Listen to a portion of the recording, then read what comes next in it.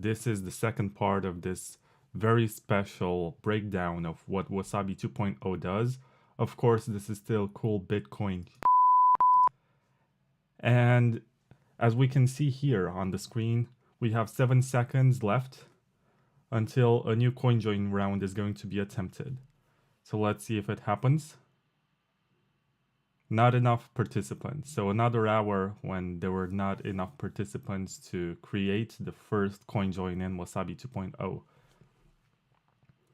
So what I did here was to wait for the wallet to sync. As you can see, I have about $567 worth of Bitcoin in here. And the plan was to take it all in a CoinJoin round and see what the UTXOs look like, what happens after you mix, do some analysis on some sort of blockchain explorer. So what we see right now at the bottom is that it's gonna take another hour for it to retry to start a CoinJoin round. It seems like there are not enough participants who left this open to do a CoinJoin. And I think I'm gonna leave this online overnight and see what happens in the morning. Maybe there's gonna be a round, maybe there will not be. It's all up to the users and how many of them join at a time.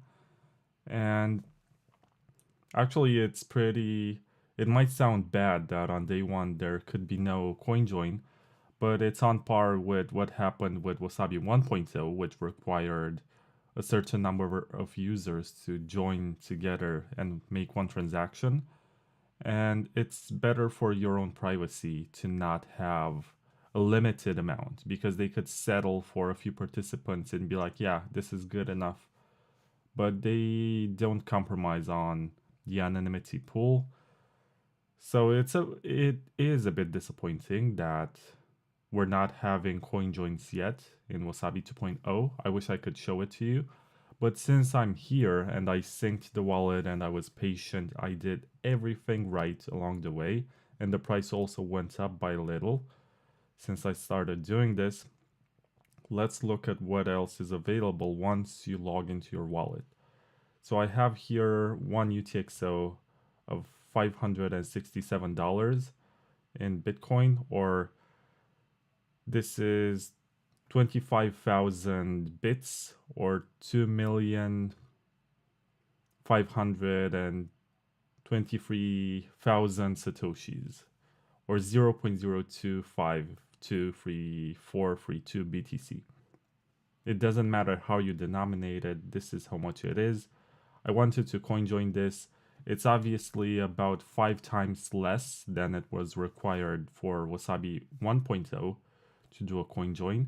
So it's really great that you can participate. Actually, it's 4 times lower than I would have needed otherwise. So this is good news. It's more accessible to everyone. Like, I could not get into a round with this, but now that I accumulated it, I'm able to join a CoinJoin round whenever that happens.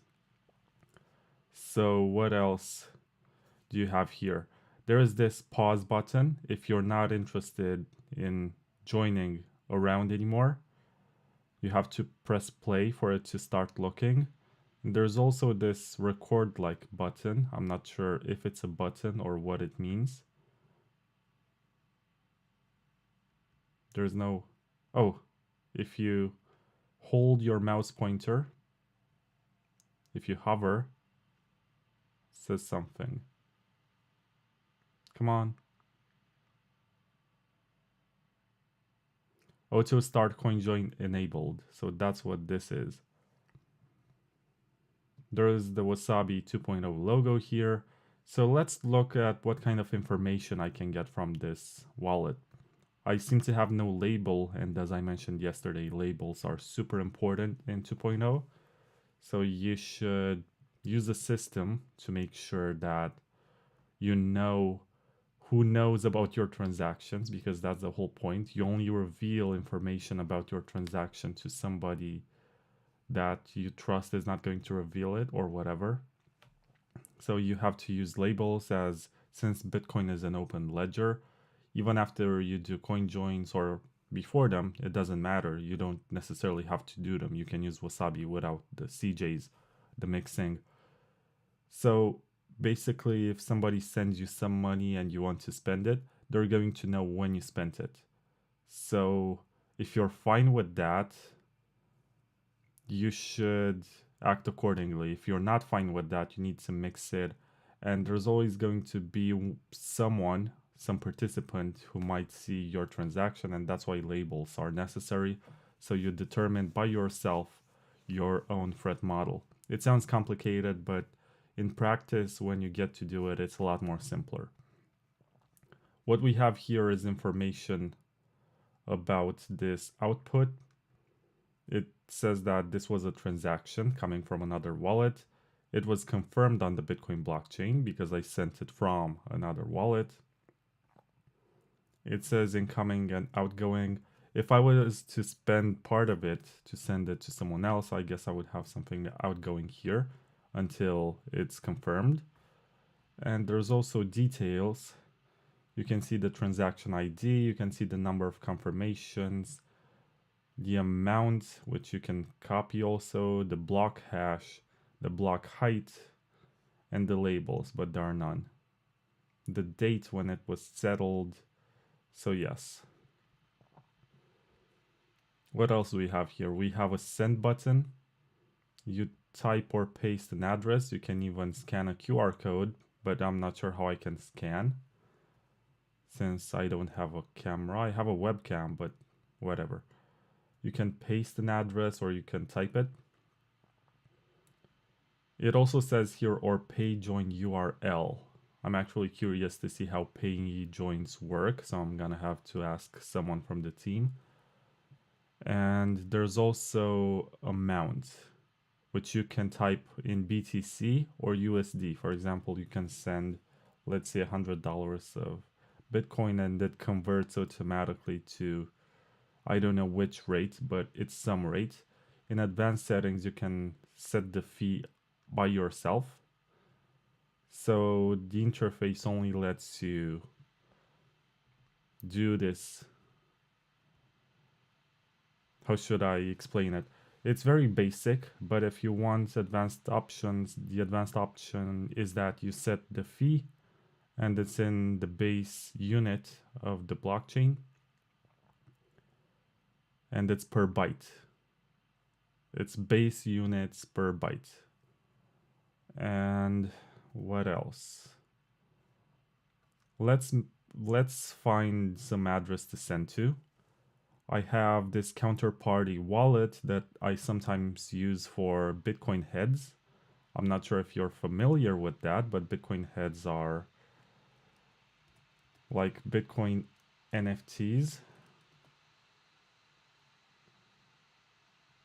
And we have this Exchange website where you can go, and I'm gonna look for Vlad Head, which is the first card in the Bitcoin Head series. This is all on Bitcoin, but it's on a protocol that's called Counterparty. If you don't know how it works, I have an article about it. And this is my Counterparty address. And I'm gonna send to this one. I'm basically trying to send from a native SegWit address to this one address. Let's see if it works. Just so you know, this estimation is not correct because someone sent me an overly inflated asset which is called Moulin Coin. It's some French meme joke or whatever. And that one is ridiculously expensive. Like, I have some rare Pepes which I received, but the one that's ridiculous is on the second page. It's at Moula Coin. This is like $282,000, which is ridiculous. It's just the joke that a French friend of mine has made with an asset which he inflates because it has unlimited inflation and he pumps the market cap. That's the whole concept behind it. To prove that market cap is a stupid concept and a bad metric. So yeah, French jokes. This is the address. Let's say that I want to send about $25 of what I have and set a fee of 2 base units per byte. recipient, enter the name of the person or company who you are sending to. Mr. Head. This doesn't sound right, but it's Mr. Head. So right now I have to review this information before I confirm it. There's a total of, this is 111,000 satoshis, or 1,111 bits. And you will send this to other people or companies could know about this, unknown people. This is like a privacy check. If it was a UTXO that was known by other people with whom you transacted, you'd get a warning here. And there will be an additional transaction fee of this much. Confirm. And I have to type my passphrase to confirm the transaction.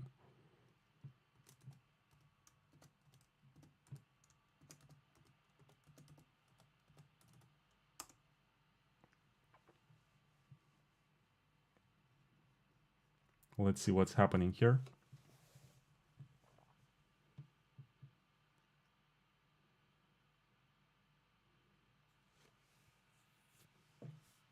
It's likely that it will fail, and I've done this on purpose to see if I can send from native SegWit to one addresses, which is legacy.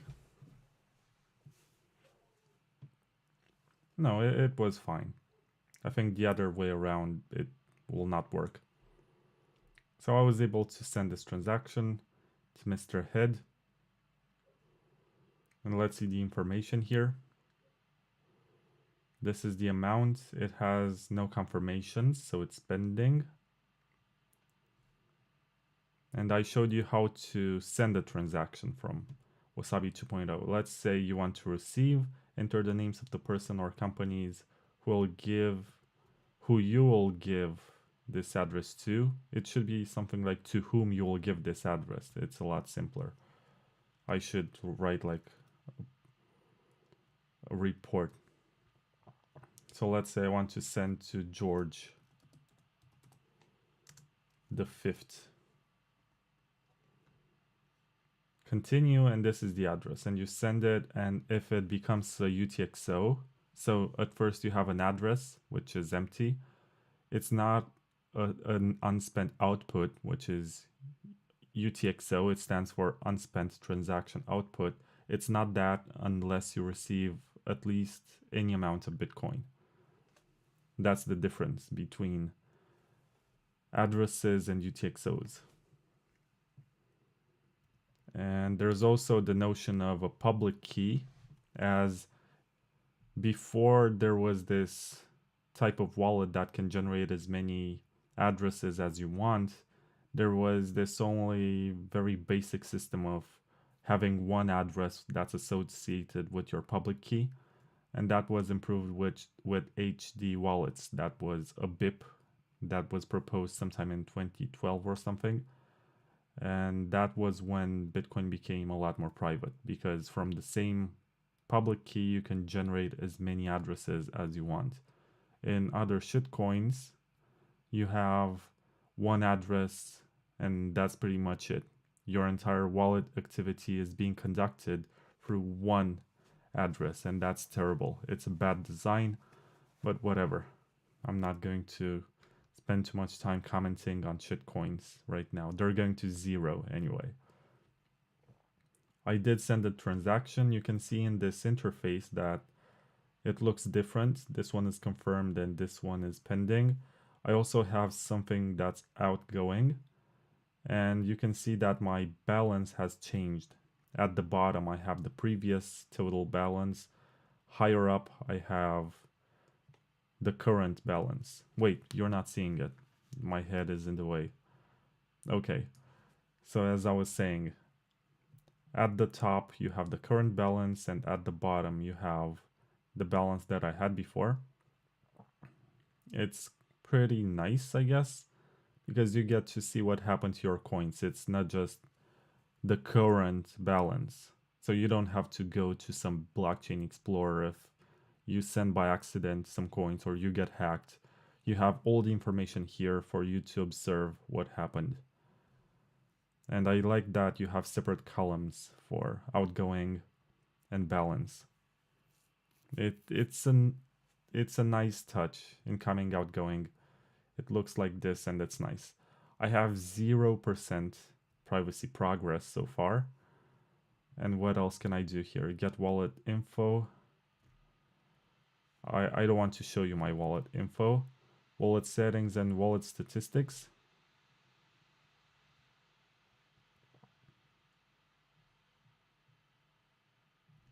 Interesting. Number of locked addresses, number of used addresses, largest received key gap, largest change key gap, number of coins, 1. So this is pretty much it. This is what you get. This is what you see when you open Wasabi. Unfortunately, there was no CoinJoin round, and unless something happens in the next 44 minutes, I suppose there will not be another one, but I'm gonna leave this open, and maybe when I finally get a CoinJoin and this happens, I will do another video and show you exactly what's going on, what it looks like, and that's the important part. That's where they spend so much time working. What I've shown you so far is just the basic wallet functionalities. It's the stuff that makes Wasabi private at the network level and from a receiver's point of view. But you also want to get like sender privacy. And to have some sender privacy, you need to do the CoinJoins. CoinJoins are basically a way in which every participant puts their fingerprint on every other coin, and they get not necessarily equal but identical outputs in their look. So this means that all the coins involved in a CoinJoin round will be just as fungible. Fungible means that one unit equals the other. It will be hard for you to tell which is which and where it comes from. Actually, almost impossible if it's a huge set. And some may say that the coins become dirty, but in reality, you have all sorts of coins joining, so they are just as dirty and just as clean, just like your cash. And this is part of the plan to make Bitcoin work as money, as cash, as paper money that it doesn't matter where it comes from, who owned it before. It has the same acceptance at every place where you can use it. Nobody's going to deny it because it used to belong to somebody else that they don't like, as you can discriminate a lot with Bitcoin UTXOs. And I mentioned in the previous episode that miners can choose not to include certain types of transactions in a block. They can blacklist certain participants and certain transactions. So they can collaborate with exchanges, for example. And if there is one hack that happens, they can talk with the miners so that they don't include the transaction that moves these funds. So it's easier for them to track or find who was the hacker in the right amount of time. It's unlikely for them to figure out everything. It's very unlikely for every miner around the world to refuse the transaction, as there's always someone mining solo and not following any kind of external rules. But you can still do a lot of filtering when you are operating an open ledger. And you want all the outputs, you want it to be fungible, right? And you want the outputs to look the same, so it's harder to discriminate. At this point, CoinJoins are discriminated specifically because they are the exception. And it's relatively easy for people to see when a CoinJoin occurred. They're gonna look and they're gonna be like, yeah, so this one was part of a mixer of sorts. So some exchanges will flag it or ask you to provide extra information about the origin of your funds. But if a large enough number of users start CoinJoining and this becomes the norm, it's gonna be a lot of effort on their behalf to verify everything, and they're gonna have to lower the bar for verification. And that's when you can make Bitcoin more fungible. And it requires very easy to understand and easy to follow interfaces. I can say so far that Wasabi team has done a pretty good job, as this was easy. I was confused along the way in a couple of situations, like speed mode. I did not know what that is, but I also didn't like the initial sync that basically that did not use my node that I'm running here in the background. I have no BTC on it, but it has 6 gigabytes of blocks that have been synced. So I'm not really happy that I had to spend another hour syncing. I'm not sure if that's going to be your experience too. I encourage you to try it, even if you don't want to CoinJoin because you don't trust the coordinator or whatever. This is still one of, if not the best privacy wallet for network level connection, because you have Tor enabled by default. You have this easy interface to track what you're sending and to whom. So it's really good for accounting. Plus, it doesn't store your public key, your XPub.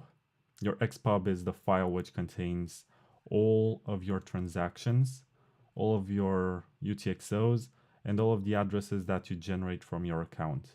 So basically, someone who has your XPub knows with whom you have transacted so far, which amounts of Bitcoin you have moved, which amounts of Bitcoins you have, and the future addresses that you'll be generating from the same wallet. And giving that sort of information to a stranger is not ideal. You don't want somebody else to hold that kind of data. And that's why you need to run a node. It's not just to help the network, that's like a bad meme. It's a very selfish action, which is all about validating your own transactions, being sovereign, and making sure someone like Luke Dash Jr., who is a Bitcoin Core developer, is going to say that you don't know that you actually own any BTC unless it was validated by your own node. It's kind of like wearing a watch, right? If you're not wearing a watch, or let's say that there are no phones, there are no public, or they may be public watches or whatever, but if you're not wearing your own that you synced yourself to the time that is correct according to the sun, then you must ask somebody else what time it is. When you ask somebody else what time it is, they're going to know that you are the person who did not know what time it is. And in the case of computers, they don't forget this data. So it's better at all times to wear your own watch, check the time by yourself, not trust somebody else with asking what time it is. I think this is a good analogy about running a node. I hope this inspires you to go out there and download Bitcoin Core on your computer, as I showed you in the first video of the series, which is called Cool Bitcoin. And I very much enjoy bleeping it. So what else was I about to say? In 36 minutes, it's going to attempt to create another CoinJoin round. I'm not sure if it will. Just for the record, maybe we should look into this transaction. So I have the details here. I have the transaction ID. Let's look on a blockchain explorer like mempool. Mempool.space. This is one of the best places to verify what's going on. And as you can see, they even have a Romanian version. It's still in the mempool. Pretty impressive that they were able to translate this. Looks very good. I believe that this is an important part of adoption, translating, which is why I'm gonna go back to my magazines and mention that this year I'm gonna have them translated to French and Spanish, and hopefully also German, I think. I spoke with someone, he said he's interested, but that's the farthest it went. Maybe he will start working, or maybe not. I honestly don't know. But this is what I wanted to announce about my own work, that I want the Spanish version to serve the entirety of Latin America, which means Central and Southern America, with the sole exception of Brazil, which speaks Portuguese. But every other country in that whole continent speaks Spanish, which is huge. It's incredible that you get to so many millions of people, maybe billions. I'm not sure. I'm not a statistician. So it might be a billion, it might be like 500 million, it doesn't matter. There are lots of people who need to learn about Bitcoin in there, and my magazine is going to be translated in Spanish. And as far as I know, it's also going to be distributed to the El Salvador conference that's called Adopting Bitcoin. There's also going to be a French version, which I was planning to launch in France in August, but the costs of going there are so high because it's some sort of touristic resort at the beach. I did not want to spend like 1,000 euro on the hotel.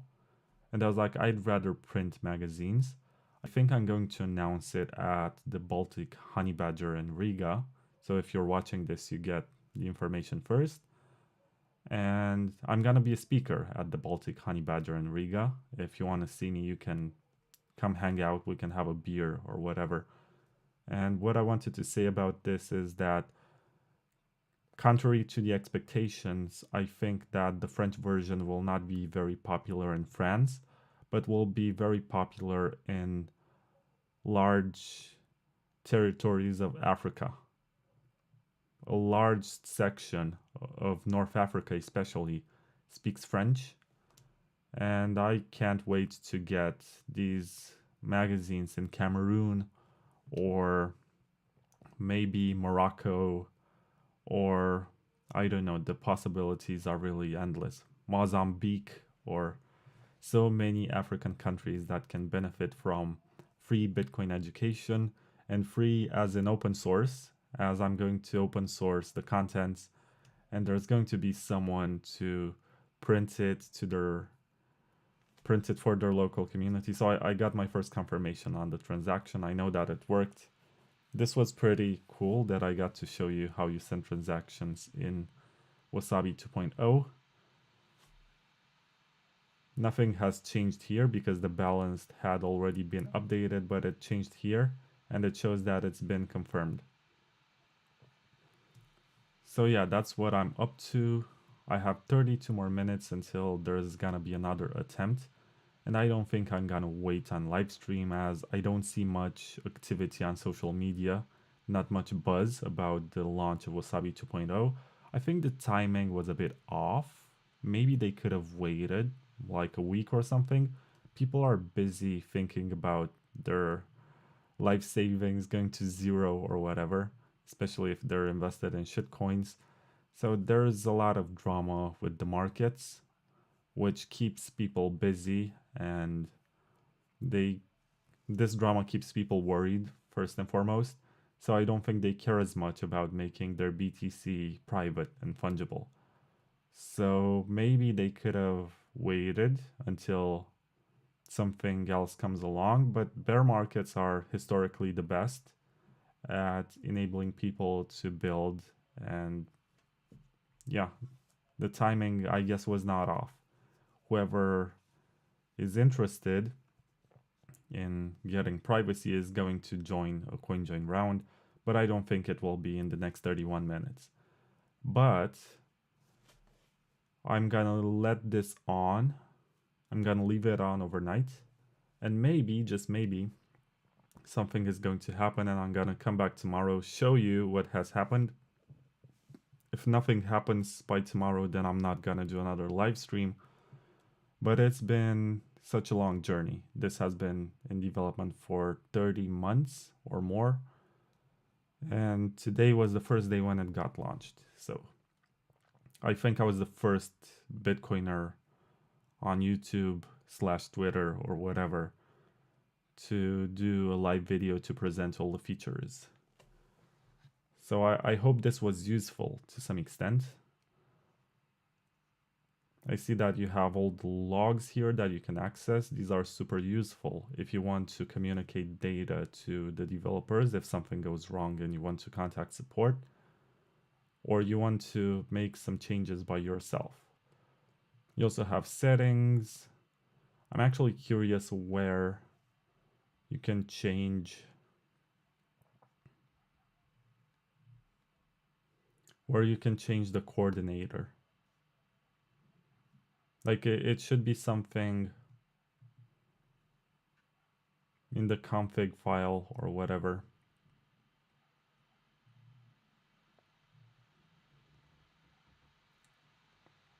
Mainnet, testnet, localhost.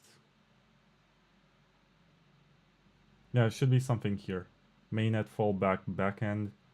I guess if you change this, you're gonna be able to use your own CoinJoin coordinator. But you need liquidity for it to be effective. That's the main drawback. You need to convince lots of people to join you in the quest of making more BTC fungible.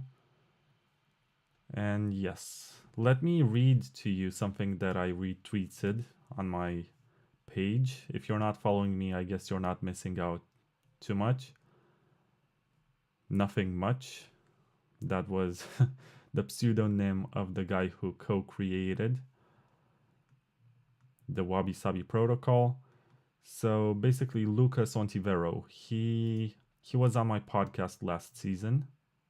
It's season 10, episode 5 or 6 or something. Lucas Ontivero, he's from, I don't want to be mistaken, Chile.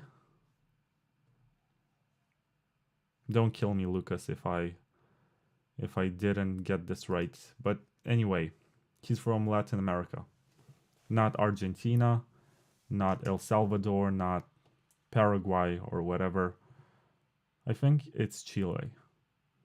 But he wrote a tweet which reads about inputs linkability in CoinJoins. There are currently 4 strategies. The Whirlpool, which is developed by Samurai, where you reveal the inputs to inputs relationship to the TX0 in the blockchain. So TX0 is probably the first transaction in the mix, and you reveal the inputs to inputs relationship. So yeah, I'm not sure how to describe what it looks like, but moving on, join market, an input belongs to the maker or to the taker, and the first transaction in it's clear.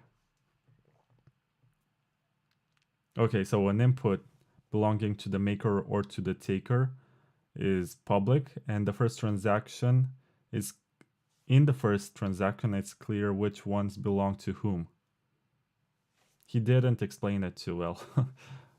But in Zero Link, which is what Wasabi 1.0 was using, only the coordinator knows which inputs belong to the same owner.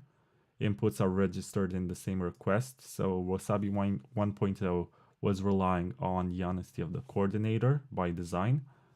And Wabi-Sabi, which is what Wasabi 2.0 is using, not even the coordinator knows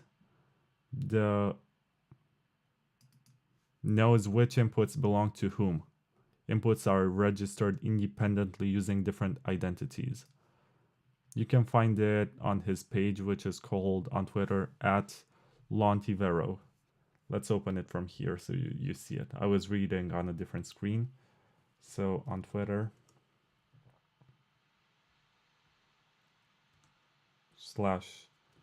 /Lontivero.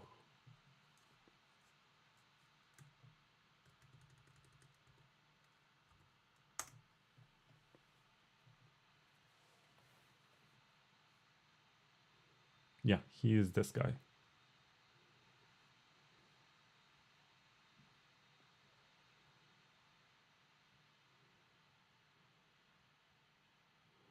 He also wrote, while 0.1 BTC is or was a lot for many users, it was simply absurdly low for others.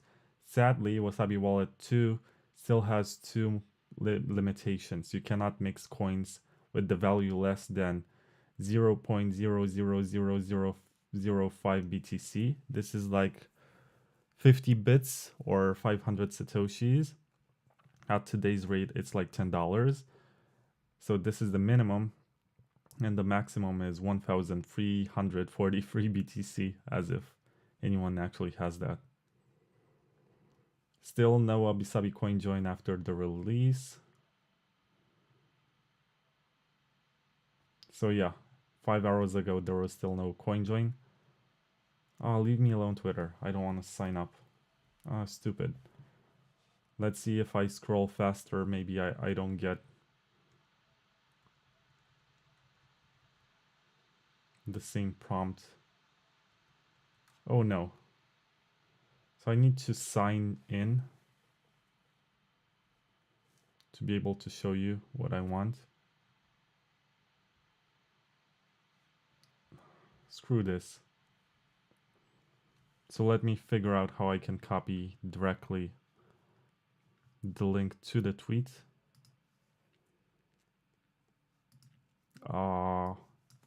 It's not ideal, but so it's Lantivero /status /15371 5265. This is my way of bypassing the sign up. 5265 75797 75797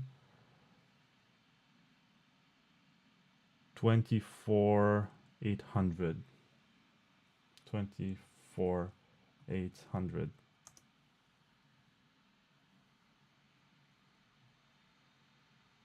This is the one. It took me a while to show it to you, but in ZeroLink, only the coordinator knows which inputs belong to the same owner. Inputs are registered in the same request. And in Wasabi, not even the coordinator knows which inputs belong to whom. Inputs are registered independently using different identities. And there was also this about inputs. Whirlpool, you reveal the inputs to inputs relationship to in the TX0. In the blockchain join market, an input belongs to the maker or to the taker, and the first transaction is clear which ones belong to whom. This is kind of poorly written, so I'm not sure I understand what he means. But this is the important part, because ZeroLink is the original design for Wasabi, and the coordinator is like a trusted party. And at Wasabi, not even the coordinator knows which inputs belong to whom. So there is a lot less data that Wasabi can have about you. Once again, this Wasabi protocol idea belongs to Yuval Kogman, I think is his last name. You can hear him on the Bitcoin Takeover podcast. So let me show you. Why is this not HTTPS?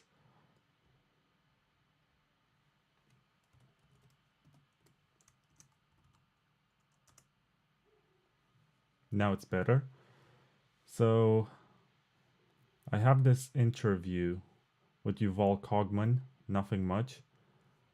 And he is the creator of the Wasabi protocol. I recorded this back in November of 2021, as I mentioned here. So you can listen to this, it's very interesting. And Yuval is a very fascinating guy, but it's a long interview, 2 hours, 14 minutes. This is the guy who designed the protocol. And if you want to listen to Lucas, who is the first employee to ever work at Wasabi Wallet, Lucas Ontivero, season 10, episode 5. I think I got it right when I mentioned it earlier. He was the first employee at Wasabi Wallet. And when he joined, it was still called Hidden Wallet. And I did a recording with him. It's 2 hours, 13 minutes long. And he talks about working on improving Bitcoin privacy. This is kind of the backend for every other cool app. So if you go to Spotify or whatever,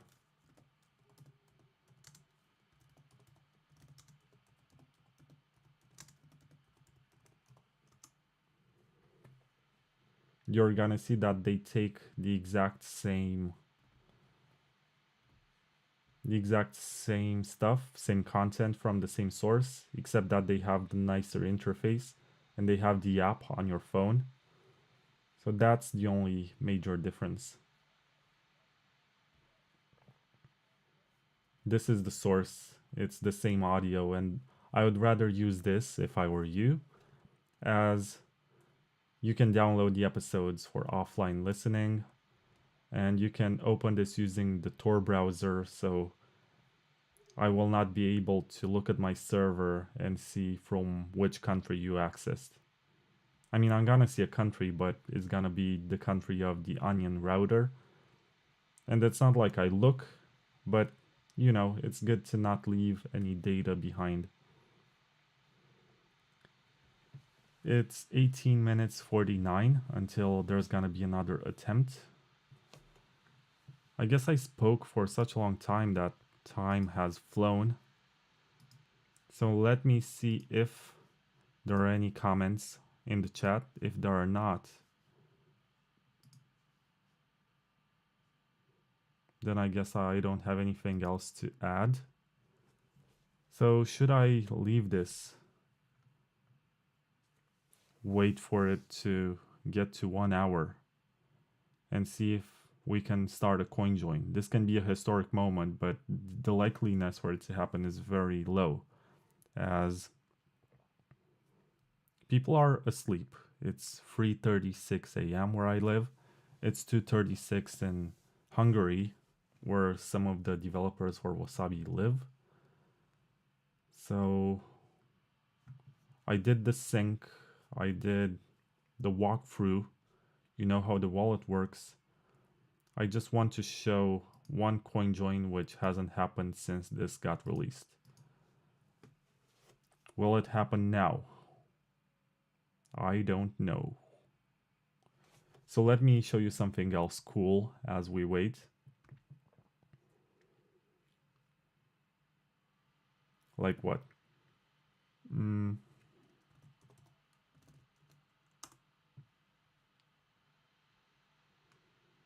So if you check the website, you're gonna see that there's a section where I wrote articles about the latest podcasts if you want to see summaries. But I want to show you more about Roberto Scott, who is the Spanish translator, who's gonna finish working on everything about the Spanish version. These are some of the articles that you're going to find in the Spanish version, like how to build your own hardware wallet, the privacy benefits of the Taproot soft fork, why... Oh, this will not be in the magazine. This was peak hopium when I presumed that we're gonna have a super cycle. I was wise enough to not put it in this year's magazine. And yeah, that was me at my stupidest. You shouldn't trust me with predicting markets, I guess. Even though there was... So wait. I made 8 editions of the first Bitcoin Takeover magazine.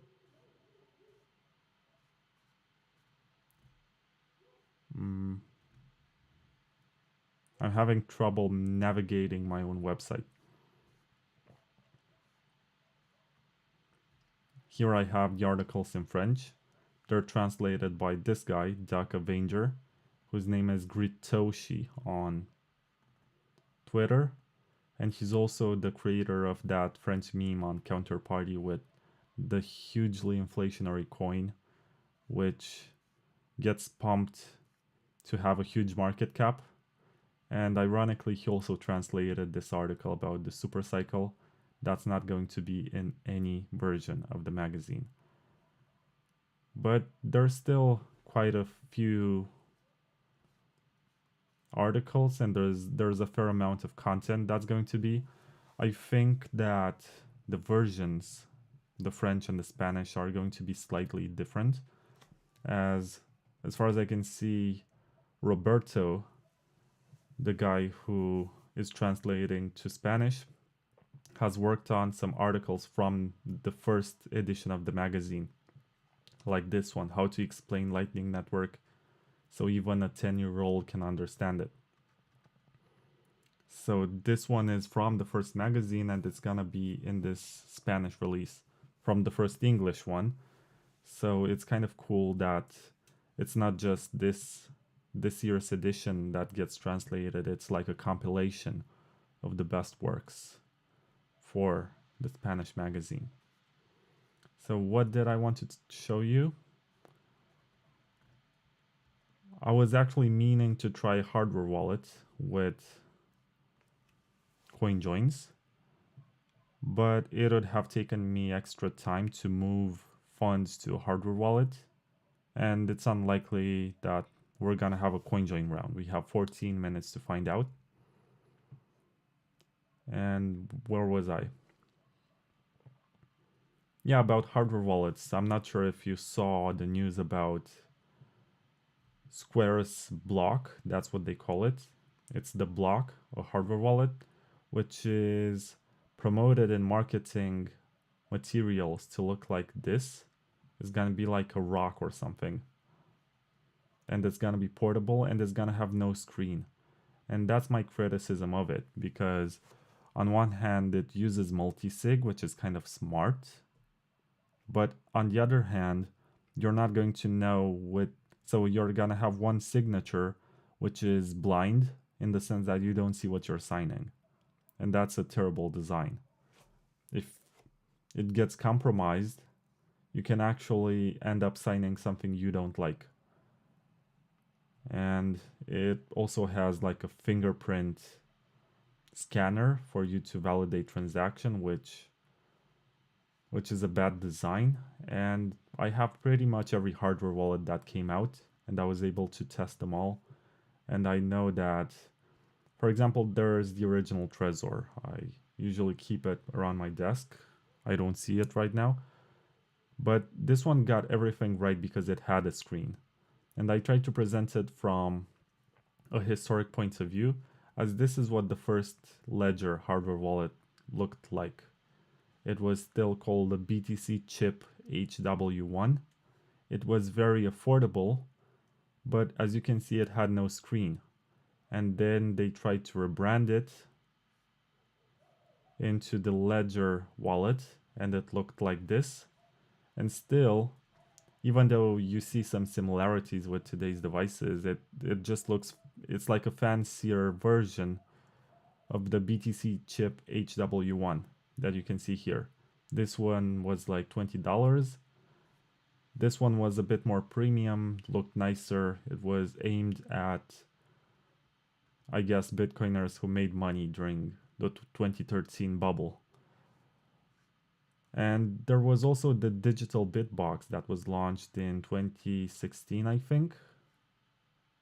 Yeah, it was launched in 2016 by Jonas Schnelli, who was a Bitcoin Core developer and also maintainer later, and Douglas Beckham, who was the designer of this. And as you can see, there's no screen on it. It had a small button to confirm transactions. It was like $60 or something. And it had no screen. And the story about these is that they ended up adding screens. So Trezor got it right the first time, and they still produced the first hardware wallet they created. But Bitbox, now they have the Bitbox 02, which does have a screen, and the Ledger Nano, which is this one, now is called the Ledger Nano S. S stands for screen, but it sounds so Apple-ish. And what else was I about to say? The X is like the successor of the S, and they wanted to make it look even more Apple-ish. But S stands for screen, and that's the design that was not replaced, defeated. The device that Square, which is Jack Dorsey's company, is building is just disappointing. It's like they came with this Silicon Valley mentality to disrupt, to change the paradigm, to do it differently, but they ignored all the research that was done prior. All the effort that was put into creating a good hardware wallet was just thrown out of the window so that they could come up with their own solution and market it. And it's a bad design. If you don't see what you're signing, how can you know that anything that you're doing is right? You're supposed to have your phone as a screen, but the communication between your phone and the hardware wallet can be compromised. There are ways to do that. If you are talking about security for the best asset, the hardest money ever, you don't want to do compromises. If you want to use a hardware wallet with your phone, the Bitbox O2 has that USB-C male connector. If you want to use a Trezor with your phone, you just need an adapting cable. You can also use the Ledger, which has Bluetooth. I think that's the X. I think also the Jade has Bluetooth, so you can use it with your phone. So there are lots of possibilities out there, lots of affordable devices. And then you get Square, which is a company which has no experience in security. They come in and they say, we hired some people, we're going to launch a new device, and it will likely work with Cash App or whatever.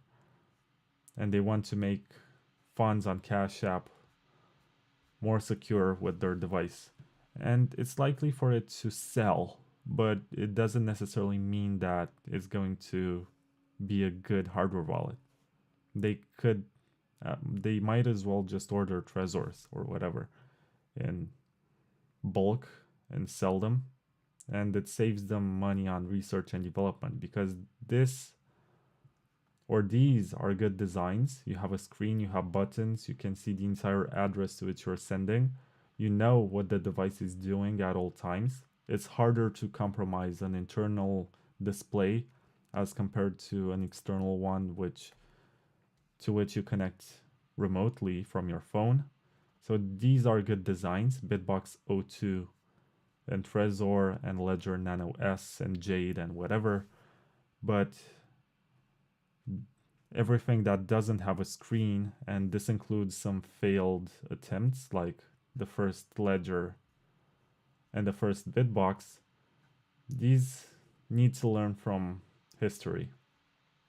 And these two have learned the hard way that they could not keep up with development to cover all the vulnerabilities, and it was just easier and cheaper and more efficient to put a screen on the device, even if it increased the cost for the customer.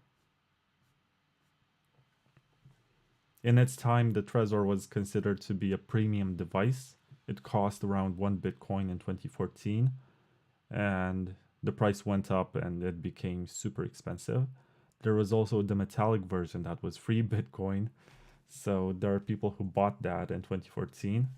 And I don't think they regret it, as they supported security for BTC, and they most likely haven't lost their funds as they would have if they were not using something like a Trezor. And it was created by Slush and Stick. I think I have a story about the creation of Trezor, because they got hacked with some third-party server that they were hosting on a service, and they needed something which combines the benefits of cold storage with the accessibility of hot wallets, so to be able to make payments on the go. And yeah, they came up with the Trezor, and it became like the benchmark. It was the first of its kind, and still to this day it's the benchmark. It's what you compare yourself against whenever you come up with something similar. And when you come with a disrupt mindset, It's not always a good idea. Security is all about the most tested, not necessarily about the newest. There is this concept of security by obscurity, and I have 5 more minutes to talk. Security by obscurity, which means, for example, that you buy something that nobody else uses, hoping that there will be fewer people who will know how to access it. But that's not necessarily secure. It just means that people have not caught up with that.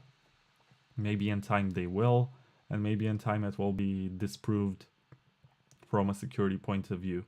But with something that millions of people have tested and haven't broken yet, it's the same as is the case of Bitcoin. As you see, for example, there were all of these DeFi rug pulls, right, that we have seen through 2020 and 2021 and 2022. It was just horrible. And you had web developers who ended up creating contracts with millions of dollars in them, and they could be exploited. And somebody, all they had to do was look at the code and find some exception to the contract and make a payment to themselves. And that was it. I'm not even sure it's illegal. It's kind of a feature in the bug, a feature in the code. It's not a bug. So you could argue that that kind of design is secure at first because not many people have looked at it, but in time it gets disproved or proved depending on how good it is. But if something has existed and has been scrutinized and there are incentives to break it, in the case of the Bitcoin software, if you're able to create inflation or to break the cryptography to steal Satoshi's coins, both of these scenarios actually make you very rich, like insanely rich. The fact that nobody has done it means that it cannot be done. Not at this point, hopefully never ever. So this is why the most tested is the most secure. As you know that more people have looked at it, have hacked it. In the case of the Trezor, it got pooned, owned, destroyed by exploits a few times. And they improved that with software, not with hardware. They decided that it's impossible for hardware to keep up with all the attacks. So they might as well develop cryptography and standards and stuff like that. And there's gonna be more of this information in an upcoming podcast that I will be publishing with Stick. Stick being the co-founder of Satoshi Labs and Trezor. And I also have an upcoming interview with the creator of Mercury Wallet, which is kind of a competing product to Wasabi, but it does something else because Mercury uses state chains to create coin swaps, which means that instead of mixing your coins, as is the case with CoinJoins, you're exchanging UTXOs with a stranger, and nobody else is able to figure out what happened there. So that's another way to gain privacy, even though you never know what you get. It's like an unknown scenario. Maybe that you have coins that Wasabi will not accept for a CoinJoin, and you want to do a coin swap with somebody else who's not going to know that your UTXO is tainted by 90% of Bitcoin network users or whatever. So you can have that kind of situation, and you can get something worse, even worse. So that's the only drawback, because you never know what you're going to get. You never know if there's something worse out there. But if enough of these swaps are done and they're combined with CoinJoins, I guess it's a nice workaround to having no default privacy in the protocol. I hope that in the coming years, Bitcoin as a project rediscovers more of its cypherpunk roots and privacy becomes more of a priority, as there are millions of people around the world who need private payments to protect themselves, and we don't really have that. I mean, there are some privacy coins, but their problem is the lack of users and the small pool of users from which you can determine who is whom. And I think Monero got the closest, but the problem with it is that it doesn't scale and it's infinitely inflationary. And there's also Grin, which is more innovative in terms of scalability, but in terms of privacy still hasn't proved itself and it's still in development. I did an interview with Charlie Lee, creator of Litecoin, specifically because he did something with Mimblewimble as a soft fork. And I think that's useful, as we can also do that on Bitcoin if it proves to be actually good. And we have 10 more seconds. 8, 7, 6, 5, 4, 3, 2, 1. CoinJoin. Let's see. I'm actually